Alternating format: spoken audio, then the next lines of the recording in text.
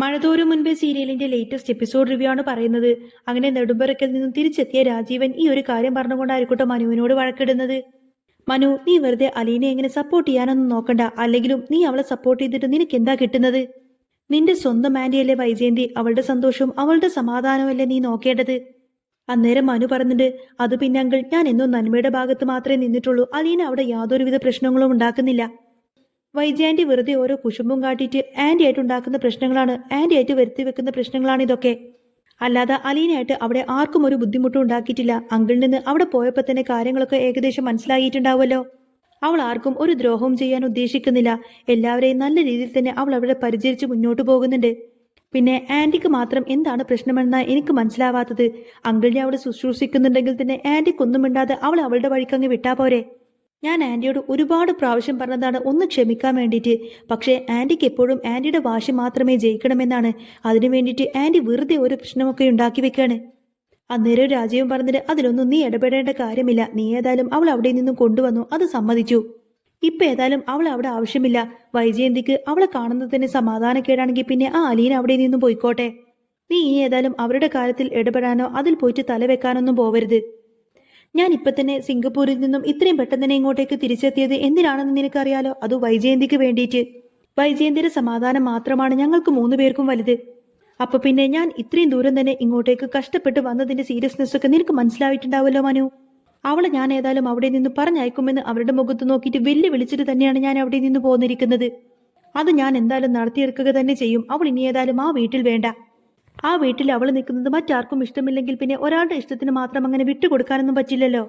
വൈജയ്ക്കും കൂടി അവകാശപ്പെട്ടതല്ലേ ആ വീട്. ആ കുട്ടികളും അവളുടേതു കൂടിയാണ്. അവർക്കൊന്നും ഇഷ്ടമില്ലെങ്കിൽ പിന്നെ അലീന എന്തിനാ അവിടെ എങ്ങനെ കടിച്ചു തൂങ്ങി നിൽക്കുന്നത്? അതിന്റെ ആവശ്യം ഏതായാലും ഇല്ല. നാളെ ഏതായാലും അവൾ അവിടെ നിന്നും പോവോ നോക്കട്ടെ. അല്ലെങ്കിൽ പിന്നെ എന്താ ചെയ്യേണ്ടതെന്നൊക്കെ എനിക്ക് നന്നായിട്ട് അറിയാം. നീ ഏതായാലും ചുമ്മാ അതിലൊന്നും ഇടപെടാൻ വരണ്ട മനു. ഇത് അവസാനമായിട്ടാണ് ഞാൻ നിന്നോട് പറയുന്നത്. ഇനി ഞാൻ നിന്റെ അച്ഛനെ കൊണ്ട് ഈ ഒരു കാര്യം വിളിപ്പിച്ച് പറയണോ? വേണ്ടല്ലോ. മര്യാദക്ക് ഞാൻ പറയുന്നത് പോലെ ചെയ്യാണ് നിനക്ക് നല്ലത് എന്നൊക്കെ പറഞ്ഞ് മനുവിനോട് ദേഷ്യപ്പെട്ടുകൊണ്ടായിരിക്കട്ടെ രാജീവൻ അകത്തേക്ക് കയറി പോകുന്നത്. മനുവിനും ആകെ ദേഷ്യവും സങ്കടമൊക്കെ വരുന്നുണ്ട്. എല്ലാവരും ചേർന്നിട്ട് എന്തിനാന്നാവോ ആ പെണ്ണിന്റെ മുഖത്തേക്ക് ഇങ്ങനെ കയറുന്നത്? അവൾ എന്ത് ചെയ്തിട്ടാന്നാവോ? ഇനിയിപ്പോ എന്താ അലീനെ രക്ഷിക്കാനൊരു വഴി? ഞാൻ വിചാരിച്ചതുപോലെ ആ ഒരു ജോലിയെങ്കിലും അലീനക്ക് റെഡി ആയിട്ടുണ്ടെങ്കിൽ എനിക്ക് അവളെ അവിടെയെങ്കിലും ഒന്ന് കൊണ്ടുപോയി ആക്കാമായിരുന്നു. ഇനിയിപ്പോ എന്താ ചെയ്യാ അലീനയെ രക്ഷിക്കാനെന്നൊക്കെ ചിന്തിച്ചുകൊണ്ട് തന്നെ മനു ആകെ ടെൻഷനോടെ നിൽക്കുകയാണ്. രാജീവൻ മുറിയിലേക്ക് പോയതിനു ശേഷം ചിന്തിക്കുന്നത് അലീനയെ പറ്റിയിട്ടായിരിക്കും. അല്ലെങ്കിലും അലീനക്ക് യാതൊരു പ്രശ്നവുമില്ല. പക്ഷേ വൈജയന്തിയുടെ സന്തോഷത്തിന് വേണ്ടിയിട്ട് അലീനെ അവിടെ നിന്നും പറഞ്ഞയച്ചേ മതിയാവുള്ളൂ. ഇനിയിപ്പോൾ എന്താ ഒരു വഴി എന്നൊക്കെ ചിന്തിച്ചുകൊണ്ട് തന്നെ വൈജയന്തിയെ രക്ഷിക്കാൻ വേണ്ടിയിട്ട് ഗംഗേട്ടനെ ഒന്ന് വിളിച്ചു നോക്കാമെന്നൊക്കെ തീരുമാനിക്കാണ് രാജീവൻ. ഗംഗേട്ടൻ ഈ ഒരു പ്രശ്നത്തിന് സൊല്യൂഷന് വേണ്ടിയിട്ട് വൈജയന്തിയുടെ അടുത്തേക്ക് വന്നതിന് ശേഷം എന്തുകൊണ്ടായിരിക്കും വൈജയന്തിയെ തല്ലിയത്? എന്തിനാണ് ഇങ്ങനെയൊക്കെ പ്രശ്നങ്ങൾ ഉണ്ടാക്കിയിട്ട് ഇവിടെ നിന്നും പോയിരുന്നത്? പ്രശ്നങ്ങളൊക്കെ സോൾവ് ചെയ്യാൻ വന്ന ഗംഗേട്ടൻ എന്തുകൊണ്ടാണ് ഇവിടെ നിന്നും കാര്യങ്ങളൊക്കെ ഇത്ര വരെ കൊണ്ടെത്തിച്ചിട്ട് തിരിച്ചു പോയത്? ഏതായാലും അതിനെ പറ്റിയിട്ടൊക്കെ അറിയണമല്ലോ എന്നൊക്കെ ചിന്തിച്ചുകൊണ്ടായിരിക്കട്ടെ രാജീവൻ നേരെ ഗംഗേട്ടനെ വിളിക്കുന്നത്. രാജീവൻ ഗംഗേട്ടനെ വിളിച്ചിട്ട് ചോദിക്കുന്നുണ്ട്, ഗംഗേട്ടൻ എന്ത് പണി കാണിച്ചിട്ടാണ് ഇവിടെ നിന്നും പോയത്?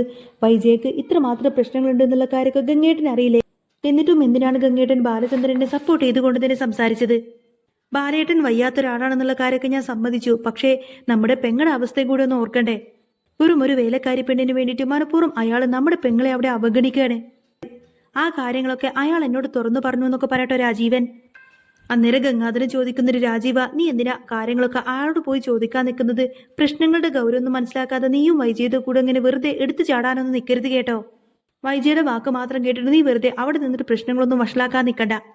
രാജീവൻ ചോദിക്കുന്നുണ്ട്, എന്ത് പ്രശ്നം വഷളാക്കിയ ഞാനോ? ഗംഗേട്ടനത് എന്തറിഞ്ഞിട്ടായി പറയുന്നത്?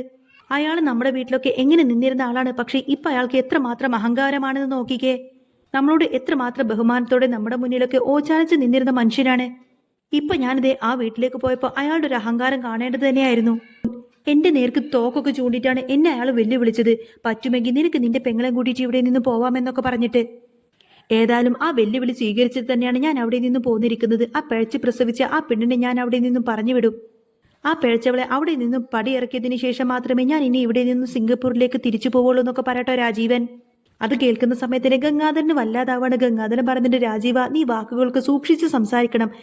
അവൾ ആരാണെന്ന സത്യം നീ എങ്ങാനും തിരിച്ചറിഞ്ഞു കഴിഞ്ഞാൽ പിന്നെ നീ ഈ പറഞ്ഞ വാക്കുകളൊക്കെ തിരിച്ചെടുക്കേണ്ടി വരും. വെറുതെ നീ അങ്ങനെ ഒരു പ്രശ്നമുണ്ടാക്കാൻ നിൽക്കണ്ട. ഇനിയിപ്പോൾ എങ്ങനെ പോയാലും പ്രശ്നം ഗുരുതരമാവാൻ പോവാണ്. അതിൻ്റെയൊക്കെ പ്രത്യാഘാതമായിട്ട് തീരാ നഷ്ടം വൈജയന്തിക്ക് മാത്രമായിരിക്കും. അങ്ങനെ ഒരു പ്രശ്നം ഒരിക്കലും ഉണ്ടാവാതിരിക്കാൻ വേണ്ടിയിട്ട് മാത്രമാണ് ഞാൻ കാര്യങ്ങളൊക്കെ ഇവിടെ കൊണ്ടെത്തിച്ചതും വൈജയന്തിയോട് കുറച്ച് ദിവസത്തേക്കെങ്കിലും ഒന്ന് അടങ്ങി ഒതുങ്ങി മിണ്ടാതിരിക്കാൻ പറഞ്ഞതും. എന്നിട്ട് ഞാനൊന്ന് കുറച്ചു നേരത്തെ അടങ്ങി നിൽക്കാൻ പറഞ്ഞിട്ട് അവൾ അതൊന്നും കേട്ടില്ല. ഇപ്പതേ അവൾ പ്രശ്നമുണ്ടാക്കിയിട്ട് നിന്നെ അങ്ങോട്ടേക്ക് വിളിച്ചു വരുത്തിയതും ദേ ആ ഒരു കാര്യത്തിന് വേണ്ടിയിട്ട് തന്നെയല്ലേ. എന്തിനാ അവൾ ഇപ്പോഴും ഈ പ്രായത്തിലും ഇങ്ങനെ വാശിയും ദേഷ്യമൊക്കെ കാണിക്കുന്നത്? ഒരു പൊടിക്കെങ്കിലും അവൾക്ക് കുറച്ചൊന്ന് ഒതുങ്ങി നിന്നൂടെ? ഇത്ര കാലം കല്യാണം കഴിഞ്ഞതിന് ശേഷം ബാലചന്ദ്രനെ ഭരിച്ചിരുന്നതൊക്കെ അവളല്ലേ. കുറച്ചു നാളത്തേക്കെങ്കിലും ബാലചന്ദ്രനെ അനുസരിച്ച് അവളോടൊന്ന് ജീവിക്കാൻ പറഞ്ഞു നോക്കുക എന്നൊക്കെ പറയും. അന്നേരം രാജീവൻ ചോദിക്കുന്നത്, എന്നാ ഗംഗേട്ടൻ ഈ പറയുന്നത്? അവൾ അങ്ങനെ തോറ്റു കൊടുക്കുമെന്നൊക്കെ ഗംഗേട്ടന് തോന്നുന്നുണ്ടോ? അയാൾ ഇപ്പോഴും അവളെ മനഃപൂർവ്വം അവഗണിക്കാണ്. അതിന്റെ കാരണം ഇപ്പോഴും അയാൾ വ്യക്തമാക്കുന്നില്ല. അതിന്റെ കാരണം പറഞ്ഞു കഴിഞ്ഞാൽ അവൾക്കത് മാത്രം മതി. അവള് പിന്നെ ആ ഒരു കാരണം അങ്ങ് മനസ്സിലാക്കുമല്ലോ. ഇതിപ്പോ ഒരു കാര്യവും തുറന്നു പറയാതെ അവളെങ്ങനെ അവഗണിച്ചുകൊണ്ടിരിക്കുന്നു. എപ്പോ നോക്കിയാലും അവളെങ്ങനെ കുറ്റപ്പെടുത്തിയിട്ട് സംസാരിച്ചു കൊണ്ടിരിക്കുന്നു. അവളോടൊന്ന് സംസാരിക്കാൻ പോലും അവന് ഇഷ്ടമല്ല. അവൾ അവിടെ നിൽക്കുന്നത് പോലും അയാൾക്ക് തീരെ താല്പര്യമില്ല. അങ്ങനെയൊക്കെ അവളോട് അവളുടെ ഭർത്താവ് ചെയ്യുന്ന സമയത്തിന് നമ്മൾ അതൊക്കെ അങ്ങ് സമ്മതിച്ചു കൊടുക്കുകയാണോ ചെയ്യേണ്ടത്? നമുക്ക് ആകെ ഒരു പെങ്ങളല്ലേ ഉള്ളൂ. അപ്പോൾ അവളുടെ കാര്യത്തിൽ നമുക്ക് കുറച്ചെങ്കിലും ഒരു ഉത്തരവാദിത്തമില്ലേ? പിന്നെ നമ്മൾ എന്തിനാ അവളുടെ ആങ്ങളമാരാണെന്നൊക്കെ പറഞ്ഞു നിൽക്കുന്നത്? ഗംഗേട്ടൻ തന്നെ പറയാം, നമ്മൾ പിന്നെ 3 പേരും ഒറ്റക്കെട്ടായി നിന്നാലല്ലേ വൈജയന്തിന്റെ ജീവിതം സേഫ് ആവുള്ളൂ എന്നൊക്കെ ചോദിക്കുന്ന സമയത്തിന് ഗംഗാധരൻ പറഞ്ഞിട്ട്, രാജീവ ഇപ്പൊ ഫോണിലൂടെ പറഞ്ഞ അതൊന്നും നിനക്ക് മനസ്സിലാവില്ല. പ്രശ്നങ്ങളൊന്നും കൂടുതൽ ഗുരുതരമാവാതിരിക്കാൻ വേണ്ടിയിട്ടാണ് ഞാൻ ഈ പറയുന്നത്. അല്ലാതെ എനിക്കൊരിക്കലും അവളോട് സ്നേഹമില്ലാത്തത് കൊണ്ടൊന്നുമല്ല. നമ്മൾ ഇനി അതിനെ പറ്റിയിട്ടൊക്കെ ചോദിക്കാൻ ചെന്ന് കഴിഞ്ഞാൽ ബാലചന്ദ്രനെ വീണ്ടും കൂടുതൽ ദേഷ്യമാണ് ചെയ്യുക. അയാളുടെ ഇപ്പോഴത്തെ ഈ വയ്യാത്ത അവസ്ഥയിൽ അയാളുടെ ദേഷ്യം കൂട്ടാനേ അത് സഹായിക്കുള്ളൂ. ആ കാര്യം എന്താ നിങ്ങളാരും മനസ്സിലാക്കാത്തത്? നീയും ഇപ്പൊ വൈജയന്തിയെ പോലെ ആവണമെന്നൊക്കെ ചോദിച്ചുകൊണ്ട് തന്നെ ഗംഗാധരൻ ദേഷ്യപ്പെട്ടു. രാജീവൻ ചോദിക്കുന്നത്, അപ്പോ ഗംഗേട്ടൻ എന്തായി ഉദ്ദേശിക്കുന്നത്? ഒരു പക്ഷേ ഗംഗേട്ടനും ആ ഒരു കാര്യം അറിയാമോ? ബാലചന്ദ്രൻ ഒളിപ്പിച്ചു വെക്കുന്ന രഹസ്യം അത് ഗംഗേട്ടനും അറിയാമായിരുന്നോ? അങ്ങനെയാണെങ്കിൽ പിന്നെ ആ കാര്യം ഗംഗേട്ടൻ അങ്ങ് വൈജയന്തിയോട് പറഞ്ഞാൽ മേലായിരുന്നോ? എങ്കിൽ പിന്നെ വൈജയന്തി ഒരിക്കലും ആ ഒരു പ്രശ്നത്തിന് വീണ്ടും ബാലചന്ദ്രന്റെ അടുത്തേക്ക് പോവില്ലായിരുന്നല്ലോ എന്നൊക്കെ പറയൂ. അന്നേരം ഗംഗാധരൻ പറഞ്ഞിട്ട്, അതേ രാജീവ, ആ കാര്യം ഞാൻ ഇപ്പൊ നിന്നോട് പറഞ്ഞു കഴിഞ്ഞാൽ നിനക്ക് പോലും അതൊരിക്കലും താങ്ങാൻ പറ്റില്ല. പിന്നെ ബാലചന്ദ്രൻ ഇപ്പോൾ ചെയ്യുന്ന കാര്യങ്ങളൊക്കെ നീ ആണെങ്കിലും അംഗീകരിച്ചു കൊടുക്കേ ചെയ്യുള്ളൂ എന്നൊക്കെ പറയുന്ന സമയത്തിന് രാജീവൻ വല്ലാതായി പോവാണ്. എന്ത് കാരണമാണ് ഗംഗേട്ട ഈ പറയുന്നത്?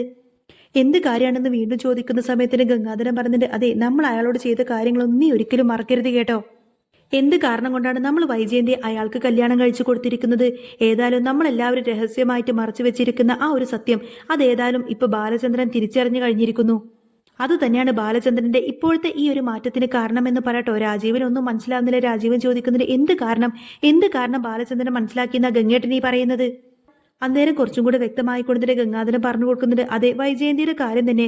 വൈജയന്തി വിവാഹത്തിന് മുൻപേ തന്നെ, ബാലചന്ദ്രനുമായിട്ടുള്ള വിവാഹത്തിന് മുൻപേ തന്നെ ഒരു പെൺകുട്ടിയെ പ്രസവിച്ചു എന്ന കാര്യമെല്ലാം തന്നെ ബാലചന്ദ്രൻ തിരിച്ചറിഞ്ഞിരിക്കുന്നു. ആ ഒരു കാരണം കൊണ്ട് തന്നെയാണ് ബാലചന്ദ്രന് ഇത്രമാത്രം മാറ്റം വന്നത്. കാർഡിയാക് അറസ്റ്റ് ഉണ്ടാവാനോ അത് തന്നെയാണ് കാരണം. ഹാർട്ട് അറ്റാക്ക് വരുന്നതിന് മുൻപേ തന്നെ അയാൾ ഞങ്ങളെ കാണാൻ വേണ്ടിയിട്ട് നീലഗിരിയിൽ എത്തിയിരുന്നു. എന്നിട്ട് സത്യങ്ങളെല്ലാം തന്നെ ഞങ്ങളോട് ചോദിച്ച് മനസ്സിലാക്കുകയും ചെയ്തിരുന്നു. എല്ലാം കണ്ടെത്തി തെളിവ് സഹിതം തന്നെയാണ് അയാൾ ഞങ്ങളെ കാണാൻ വന്നിരുന്നത്. അയാൾ ഓരോ ചോദ്യങ്ങളൊക്കെ ചോദിക്കുന്ന സമയത്തിന് ഞങ്ങൾ അയാളുടെ മുന്നിൽ ആകങ്ങ് ഉത്തരം മുട്ടിപ്പോയി. അതിന്റെ ബാക്കി അടയാളങ്ങളാണ് ഇപ്പോൾ ആ വീട്ടിൽ നടന്നുകൊണ്ടിരിക്കുന്നതും ഇത്രയും കാലം നടന്നതൊക്കെ. ഈ കാര്യങ്ങളൊക്കെ ഞാൻ എങ്ങനെയാണ് വൈജയന്തിയോട് പറയേണ്ടത്? അതുമാത്രമല്ല, ആ വീട്ടിൽ ഇപ്പോൾ വെറും ഒരു വേലക്കാരിയായിട്ട് വൈജയന്തിയുടെ ആട്ടും തുപ്പും സഹിച്ചു നിൽക്കുന്ന ആ ഒരു പെൺകുട്ടിയില്ലേ, അത് വൈജയന്തിയുടെ സ്വന്തം മകളാണെന്നുള്ള കാര്യം ഞാൻ എങ്ങനെയാണ് വൈജയന്തിയോട് പറയേണ്ടത്? ആ സത്യമെങ്ങാനും അവൾ അറിഞ്ഞു കഴിഞ്ഞാൽ പിന്നെ അത് അവൾക്ക് സഹിക്കാൻ പറ്റുമോ? 10-22 വർഷങ്ങൾക്ക് മുൻപ് അന്ന് പ്രസവത്തോടെ തന്നെ അവളുടെ കുഞ്ഞ് മരിച്ചുപോയി എന്നല്ലേ നമ്മളെല്ലാവരും അവളെ പറഞ്ഞ് വിശ്വസിപ്പിച്ചു വെച്ചിരിക്കുന്നത്. ആ കുഞ്ഞിപ്പോഴും അവളുടെ കൺമുന്നിൽ തന്നെ ജീവനോടെ ഇരിക്കുന്നുണ്ട് എന്നുള്ള സത്യമെങ്ങാനും വൈജയന്തി അറിഞ്ഞു കഴിഞ്ഞാൽ പിന്നെ ബാലചന്ദ്രനേക്കാൾ കൂടുതൽ നമ്മൾ ഭയക്കേണ്ടത് വൈജയന്തിയെ തന്നെയാണ്. ഈ സത്യമെങ്ങാനും വൈജയന്തി തിരിച്ചറിഞ്ഞു കഴിഞ്ഞാൽ പിന്നെ അവൾ നമ്മളോട് പൊറുക്കുമെന്ന് തോന്നുന്നുണ്ടോ? അവൾ എങ്ങാനും എന്തെങ്കിലും കടുകയോ ചെയ്താൽ പിന്നെ നമ്മൾ ആരോട് ഉത്തരം പറയും? അതൊക്കെ പിന്നെ നമുക്ക് സഹിക്കാൻ പറ്റുമോ? ഇതൊക്കെ മനസ്സിലാക്കിയത് കൊണ്ട് മാത്രമാണ് ഞാൻ ഇങ്ങനൊരു തീരുമാനമെടുത്തത്. ബാലചന്ദ്രൻ ഇപ്പോൾ ഒരു ഹേർട്ട് പേഷ്യന്റ് ആണ്. അതുകൊണ്ട് കുറച്ചു കാലത്തേക്കെങ്കിലും അയാളെ അയാളുടെ വഴിക്കങ്ങ് വിട്ടേക്ക്. അയാൾ ഏതായാലും വൈജയന്തിയോട് ഈ ഒരു കാര്യങ്ങളൊന്നും ഒരിക്കലും തുറന്നു പറയാനൊന്നും പോകുന്നില്ല. അതേതായാലും അയാൾ എനിക്ക് തന്ന വാക്കാണ്. ഇപ്പൊ തൽക്കാലം വൈജയന്തിയായിട്ട് അയാൾ അങ്ങോട്ടേക്ക് ബുദ്ധിമുട്ടിക്കാതിരിക്കാൻ പോയാൽ മാത്രം മതി. അങ്ങനെയൊക്കെ പറഞ്ഞാൽ അവൾ കേൾക്കണ്ടേ? അവൾക്കാണെങ്കിൽ വാശിയല്ലേ വാശി, ഒടുക്കത്തെ വാശി. അവളുടെ വാശിയല്ലേ എപ്പോഴും അവൾക്ക് വലുത് എന്നൊക്കെ ഇങ്ങനെ ഗംഗാധരൻ വൈജയന്തിയെ കുറ്റപ്പെടുത്തി സംസാരിക്കുകയാണ്.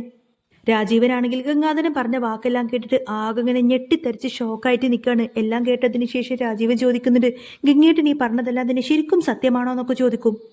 ഗംഗാധരൻ പറഞ്ഞിട്ട്, അതേടാ, ഞാൻ ഈ പറഞ്ഞതൊക്കെ സത്യമാണ്. അന്ന് നമ്മളോട് അച്ഛനും മാമനും പറഞ്ഞതിൽ ചില കാര്യങ്ങളിലൊക്കെ തിരുത്തുണ്ട്. നമ്മളെയൊക്കെ വിശ്വസിപ്പിക്കാൻ വേണ്ടിയിട്ട് അവരൊക്കെ പറഞ്ഞു ധരിപ്പിച്ചതാണ് ആ കുഞ്ഞ് മരിച്ചുപോയി എന്നൊക്കെ. ആ കുഞ്ഞൊരിക്കലും മരിച്ചു പോയിട്ടില്ല. ആ കുഞ്ഞ് ജീവനോട് തന്നെ ഉണ്ടായിരുന്നു. കുഞ്ഞിരാമൻ എന്ന നമ്മുടെ അച്ഛൻ ആ കുഞ്ഞിനെ ഒരു ഓർഫണേജിൽ വളർത്തുകയായിരുന്നു. നമ്മുടെ വൈജയന്തിയുടെ സ്വന്തം മകളാണ് അലീന. അതൊരു പാവം കുട്ടിയാണ്. നീ വെറുതെ അവളെങ്ങനെ തെറ്റിദ്ധരിക്കരുത്. വൈജയന്തിയുടെ എടുത്തുചാട്ടവും ദേഷ്യം വാശിയും തന്നെയാണ് അവളെ ഇങ്ങനെയൊക്കെ ഈ ഒരു രീതിയിലൊക്കെ ആക്കി തീർത്തത്. അല്ലാതെ ഇന്നേ വരെ അലീന എന്ന് പറയുന്ന പെൺകുട്ടി ആർക്കും ഒരു ദ്രോഹവും ഒരു തെറ്റും ചെയ്തിട്ടില്ല എന്നിങ്ങനെ ഗംഗാധരൻ പറഞ്ഞ് മനസ്സിലാക്കുന്ന സമയത്തിന് രാജീവിന് വല്ലാത്ത കുറ്റബോധം തോന്നിപ്പോവാണ്.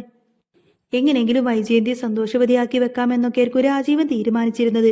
പക്ഷേ സത്യമല്ല മനസ്സിലാക്കിയതിനു ശേഷം രാജീവൻ പയ്യെ അതിൽ നിന്നങ്ങ് കൈയൊഴിയാണ്.